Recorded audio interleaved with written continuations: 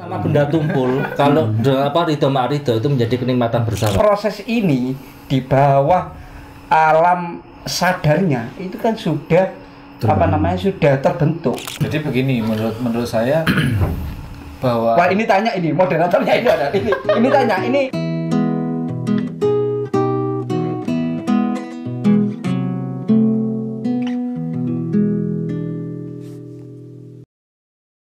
Yang nomor dua, secara bahasa verbal kita sampaikan dalam bentuknya, mereka jawabannya ya cuma mereka saja, dalam arti kalau mungkin saya mendapatkan ngaji ini dulu kelas 2 sanawiyah dan itu bentuknya khataman, diwaca cepet buanter khatam khatam bab ini gitu, dan itu pun cuma keterangan yang disampaikan itu tidak segamblang yang disampaikan Ustaz Umar gitu loh.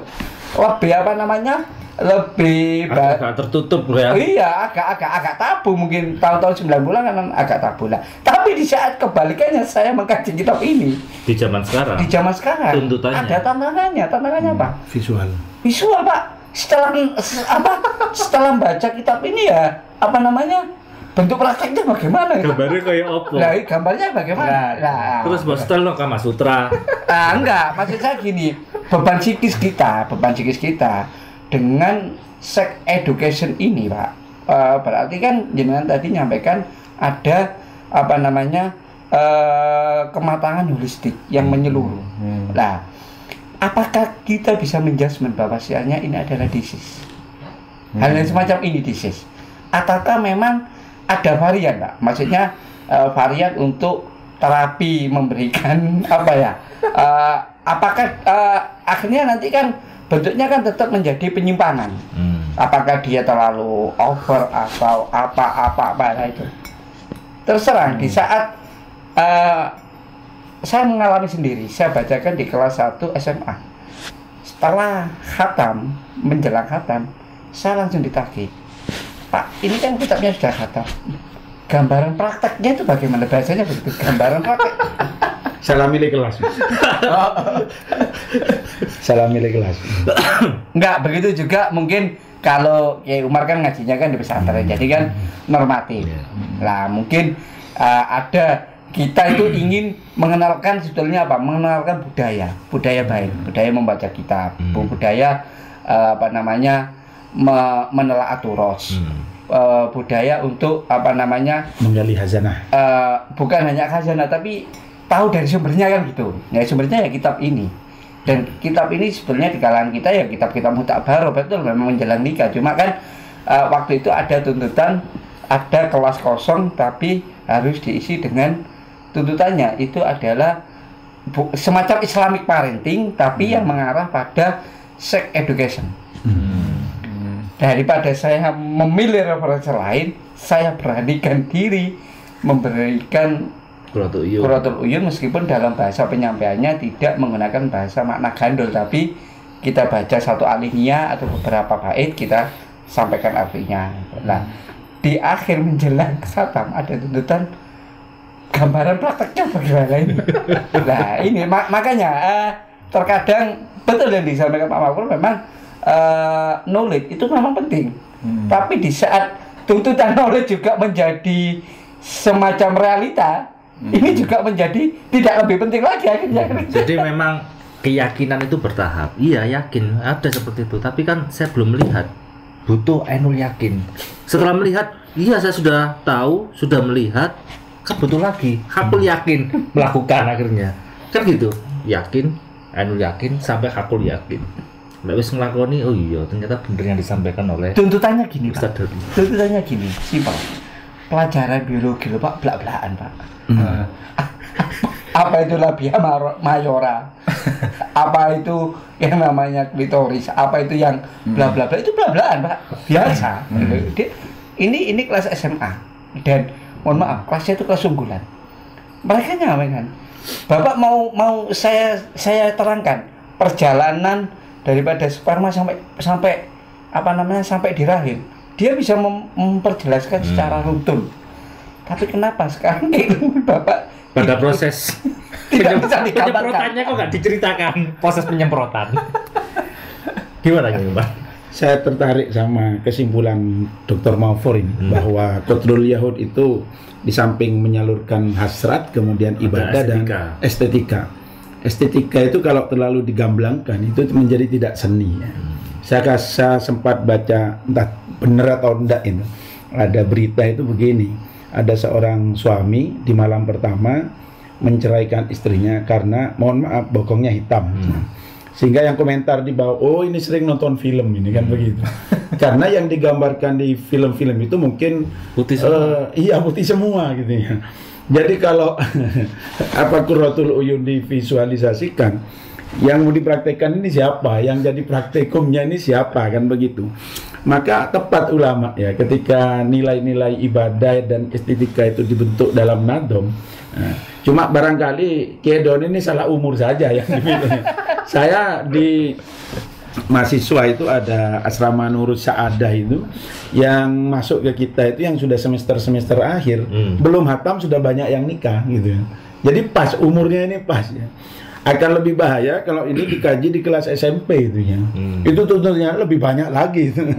Pengen gambarnya, pengen presentasinya kan begitu. Jadi saya rasa apa yang ditulis oleh para ulama ini di dalam menjaga keindahan estetika di dalam Qatlul Yahud itu ya. Jadi kalau terlalu digambarkan, mau berapa sih contoh yang mau kita lihat, ya tetap gitu-gitu aja itu kan. Mau dikirimi file sampai 100 itu kan tetap gitu-gitu aja. Khawatirnya nanti apa yang dia lihat dari visualisasi itu tidak sama dengan yang ditemukan di lapangan. Maka seperti tadi itu, seorang pengantin baru menceraikan istrinya karena itunya hitam kan. Sementara yang dia lihat selama ini putih-putih semua kan begitu. Ini global saja. Ini katanya tadi kan sudah ada intisari di awal ya, bahwasanya hubungan ini bukan sekedar nafsu, ada estetika, kemudian ada tahapannya, niat, kemudian berpelukan, bersentuhan, dan berciuman. Nah, mungkin satu lagi tadi semuanya boleh, tangan, lidah, hidung, semuanya boleh asal tidak masuk lewat pintu belakang, karena pasti gak ketok pintu itu. Nah, satu lagi ini, ketika kita mempunyai niat untuk menyempurnakan ibadah ini, artinya dengan memuaskan semua pihak itu artinya suami dan istri. Kemudian kita akhirnya berbenah. Kalau yang laki kemudian mendatangi Ma'erot, yang perempuan akhirnya Ma'erotnya umur berapa? Enggak tahu. Ya, yang perempuan kalau di kasusnya Yai Umar tadi merubah bokong hitam menjadi putih. Nah, kalau seperti itu apakah bisa dihukumi atau diperbolehkan atau gimana? Oh, demi memuaskan. Maafi muskilah, tidak masalah. Tidak masalah. Wah, ini kita akan punya judul yang bagus untuk tema hari ini. Jadi seks santri semuanya boleh asal tidak lewat pintu belakang. Boleh? Boleh. Itu belakang itu apa yang dimaksud? Ya dan pintu-pintu yang lain masa lewat telinga. Itu pintu samping.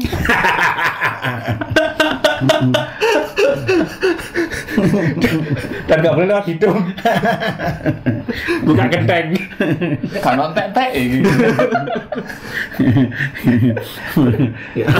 Nah, tapi memang saya betul-betul tertarik tadi yang bahasan tentang bagaimana memanaskan setrika tadi. Karena seperti yang disampaikan Ustaz Umar tadi, ada yang memperbolehkan, ada yang melarang ketika kita menggunakan semua resource yang ada dalam tubuh kita.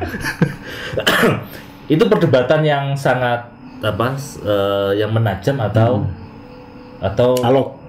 alot juga ya, antara yang memperbolehkan ya, karena yang tidak membolehkan itu kan kotor. Wilayah-wilayah itu bagaimanapun kotor. Yang membolehkan ya faktu harsakum itu sudah. Pokoknya ada garisnya. Yang penting jangan belakang gitu. Begitu pembatasan. Oke, ada pertanyaan dari pemirsa? Nanti boleh dituliskan di komen. Ada satu tambahan dari saya, itu memang perlu diperhatikan ketika beda etnis ya. Ketika beda etnis, misalnya saya orang Madura ya.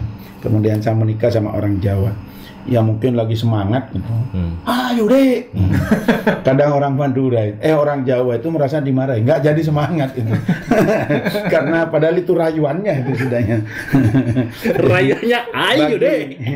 Bagi calon yang menikah beda etnis, ya harus saling memahami dulu lah ya. Menyamakan kode tadi. Bukan berarti membentak itu marah, padahal itu romantisnya sudah seperti itu. Itu perlu dipahami. Jadi di smartphone Anda itu ada namanya kode batang. Jadi harus menyamakan kode batang.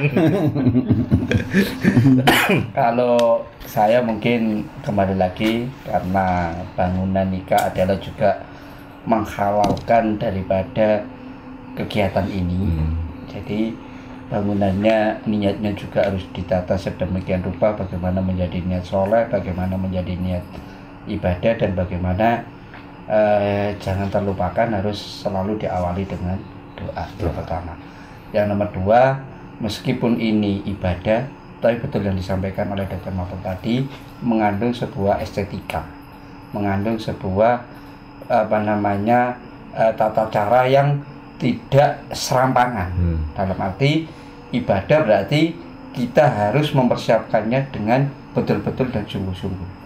Yang saya tekankan harus dilakukan dalam keadaan sadar dia melakukan, sadar dia bertanggung jawab, sadar juga dengan siapa yang harus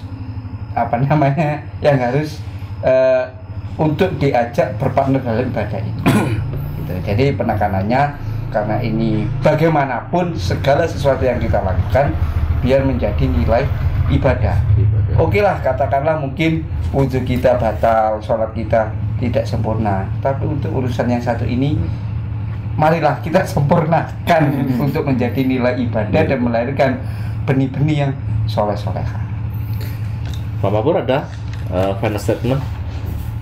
Tadi ini tidak hanya ibadah individu ya, tidak hanya ibadah individu tapi ibadah berrelasi. Artinya ada pasangan kita yang itu juga menjadi bagian dari tanggung jawab ibadah itu. Maka kita tidak bisa mengukur hanya pada niatnya seorang individu, tapi tadi niat itu ya niat bareng-bareng, sehingga kualitas dari hubungan seksual itu menjadi ibadah bersama. Meskipun barangkali satu di antara kita belum bisa mencapai itu, setidaknya tadi ada pemahaman baru dari pembacaan kitab ini dan dari diskusi ini, sehingga ya penegasan saya bahwa ini adalah estetika yang perlu juga punya kontrol dari kedua belah pihak. Ini yang menurut Gus Doni tadi ada upaya kita untuk saling menjaga sehingga tidak saling mencederai lah.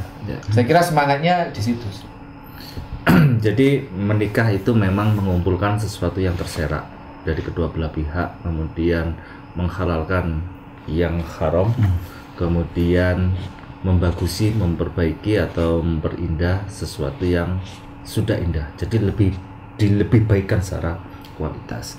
Sehingga dari awal pemilihan kita menikah dengan siapa, kemudian bagaimana kita men-treatnya nanti, kesepakatannya sampai perilakunya, semoga itu menjadi tahapan yang kita sadari bahwasanya ini adalah ibadah, bukan hanya semata-mata salah bapak membuka sarung atau salah hinggap sang burung.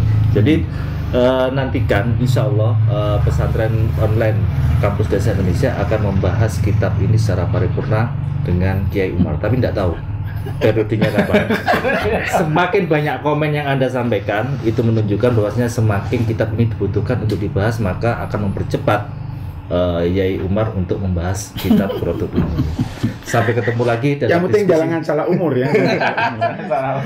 Sampai ketemu lagi di ngaji-ngaji kita berikutnya, di cangkruan-cangkruan kita yang lainnya.